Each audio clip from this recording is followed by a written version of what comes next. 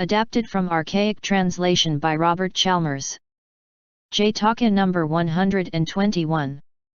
Khuddhaka JATAKA. Let great and small. This story was told by the master while at Jetavana monastery, about anatha-pindika's true friend.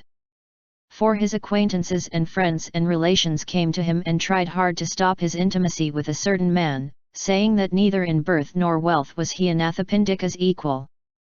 But the great merchant replied that friendship should not depend on equality or inequality of externals. And when he went off to his zemindari, he put this friend in charge of his wealth. Everything came to pass as in the kalakanni JATAKA. But, when in this case anatha-pindika told about the danger his house had been in, the master said, "Layman, a friend rightly so called is never inferior. The standard is ability to befriend. A friend rightly so called, though only equal or inferior to oneself, should be held a superior, for all such friends fail not to grapple with trouble which happens to oneself.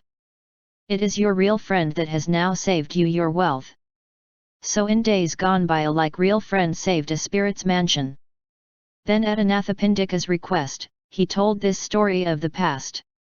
Once upon a time when brahmadatta was reigning in Benares, the bodhisattva was born a spirit in the king's garden, and lived in a clump of kusa-grass.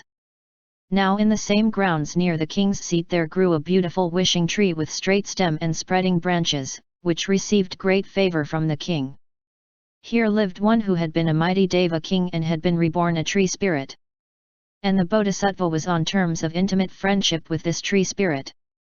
Now the king's living had only one pillar to support the roof, and that pillar grew shaky.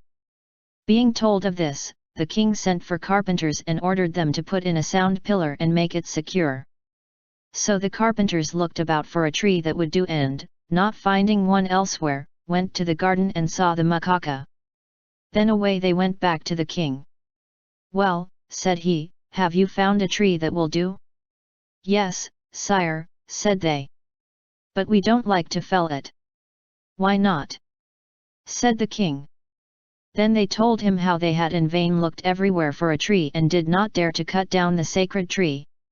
"Go and cut it down," said he, "and make the roof secure. I will look out for another tree." So they went away. And they took a sacrifice to the garden and offered it to the tree, saying among themselves that they would come and cut it down next day. Hearing their words, the tree spirit knew that her home would be destroyed on the next day, and burst into tears as she clasped her children to her breast, not knowing where to fly with them. Her friends, the spirits of the forest, came and asked what the matter was. But not one of them could devise how to stay the carpenter's hand, and all embraced her with tears and cryings. At this moment up came the bodhisattva to call upon the tree spirit and was told the news. "Have no fear," said the bodhisattva cheerfully. "I will see that the tree is not cut down. Only wait and see what I will do when the carpenters come tomorrow." Next day when the men came, the bodhisattva, assuming the shape of a chameleon, was at the tree before they were, and got in at the roots and worked his way up till he got out among the branches, making the tree look full of holes. Then the bodhisattva rested among the branches with his head rapidly moving to and fro. Up came the carpenters. And at sight of the chameleon their leader struck the tree with his hand, and exclaimed that the tree was rotten and that they didn't look carefully before making their offerings the day before. And off he went full of contempt for the great strong tree. In this way the bodhisattva saved the tree spirit's home. And when all her friends and acquaintances came to see her, she joyfully sang the praises of the bodhisattva, as the savior of her home, saying, "Spirits of the trees, for all our mighty power we knew not what to do, while a humble kusa spirit had wit to save my home for me. Truly we should choose our friends without considering whether they are superiors, equals, or inferiors, making no distinction of rank. For each according to his strength can help a friend in the hour of need." And she repeated this stanza about friendship and its duties. "Let great and small and equals, all, do each their best, if harm befall, and help a friend in evil plight, as I was helped by kusa spirit." Thus did she teach the assembled devas, adding these words, "For which reason, such as would escape from an evil plight must not merely consider whether a man is an equal or a superior, but must make friends of the wise whatsoever their position in life. And she lived her life and with the kusa spirit finally passed away to fare according to her deeds. His lesson ended, the master identified the birth by saying, Ananda was then the tree spirit, and I the kusa spirit. Source: adapted from archaic translation by Robert Chalmers. JATAKA number 122. Brahmadatta JATAKA. Exalted position breeds a fool great suffering. This story was told by the master while at the bamboo grove, about Devadatta.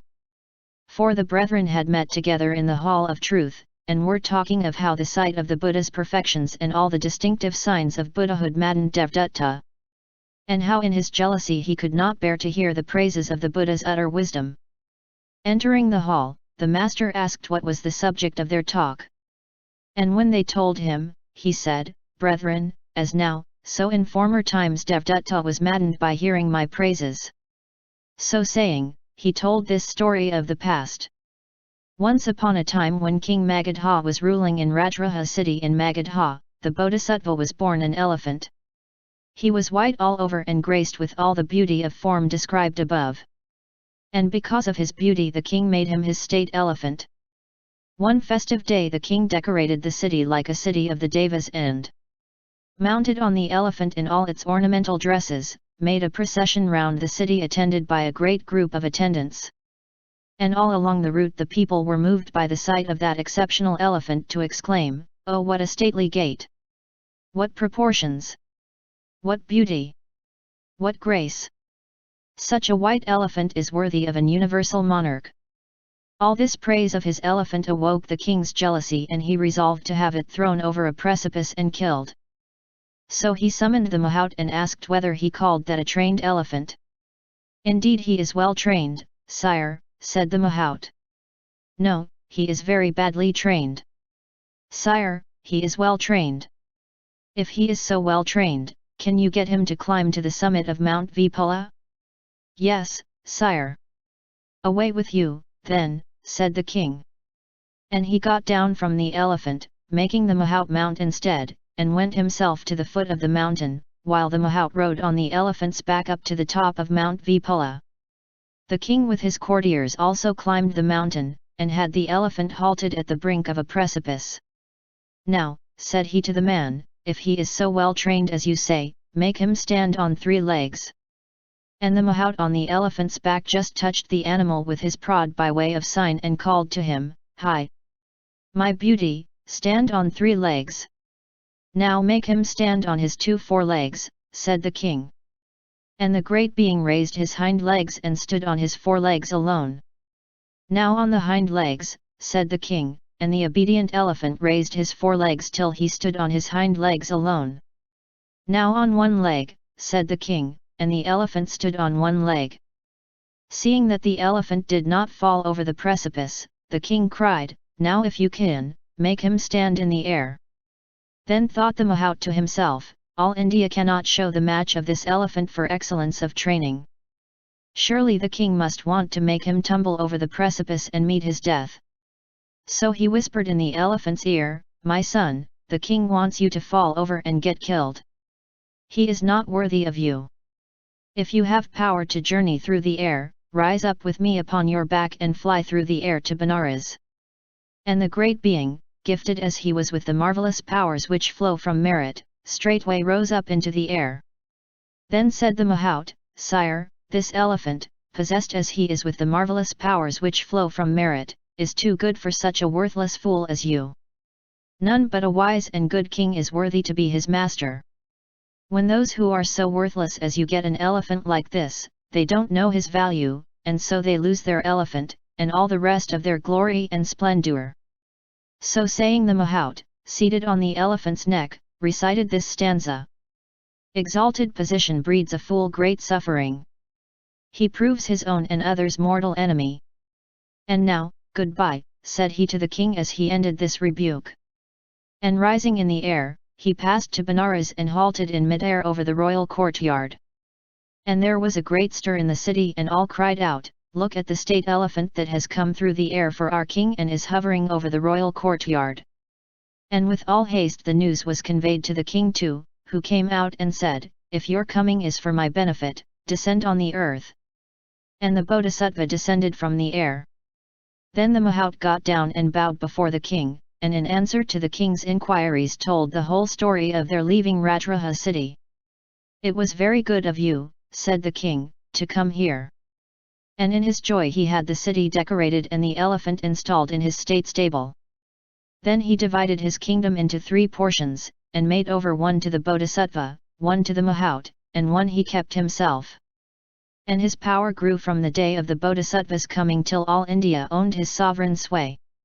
As Emperor of India, he was charitable and did other good works till he passed away to fare according to his deeds.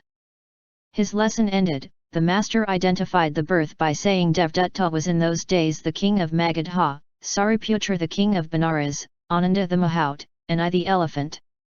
Source: adapted from Archaic translation by Robert Chalmers. JATAKA number 123. Nangalisa JATAKA. For universal application. This story was told by the master while at Jetavana monastery, about the elder monk Layman who is said to have had a knack of always saying the wrong thing. He never knew the proper occasion for the several teachings. For instance, if it was a festival, he would croak out the gloomy text, "Without the walls they lurk, and where 4 crossroads meet." If it was a funeral, he would burst out with joy filled the hearts of gods and men, or with "Oh may you see 100, no 1,000 such glad days." Now one day the brethren in the Hall of Truth commented on his singular infelicity of subject and his knack of always saying the wrong thing. As they sat talking, the master entered, and, in answer to his question, was told the subject of their talk. "Brethren," said he, "this is not the first time that Layman's wrongdoing has made him say the wrong thing. He has always been as inept as now." So saying he told this story of the past. Once upon a time when Brahmadatta was reigning in Benares. The bodhisattva was born into a rich Brahmin's family, and when he grew up, was versed in all knowledge and was a world-renowned teacher with 500 young Brahmins to instruct. At the time of our story there was among the young Brahmins one who always had foolish notions in his head and always said the wrong thing. He was engaged with the rest in learning the scriptures as a pupil, but because of his wrongdoing could not master them. He was the devoted attendant of the bodhisattva and served to him like a slave. Now one day after supper the bodhisattva laid himself on his bed and there was washed and perfumed by the young Brahmin on hands, feet and back. And as the youth turned to go away, the bodhisattva said to him, "Lift up the feet of my bed before you go." And the young Brahmin lifted up the feet of the bed on one side all right, but could not find anything to lift it up with on the other side. Accordingly he used his leg as a support and passed the night so. When the bodhisattva got up in the morning and saw the young Brahmin, he asked why he was sitting there. "Master," said the young man, "I could not find one of the bed supports. So I've got my leg under to support it up instead." Moved at these words, the bodhisattva thought, "What devotion! And to think it should come from the very dullard of all my pupils. Yet how can I impart learning to him?" And the thought came to him that the best way was to question the young Brahmin on his return from gathering firewood and leaves, as to something he had seen or done that day. And then to ask what it was like. For, thought the master, this will lead him on to making comparisons and giving reasons, and the continuous practice of comparing and reasoning on his part will enable me to impart learning to him. Accordingly he sent for the young man and told him always on his return from picking up firewood and leaves to say what he had seen or eaten or drunk. And the young man promised he would.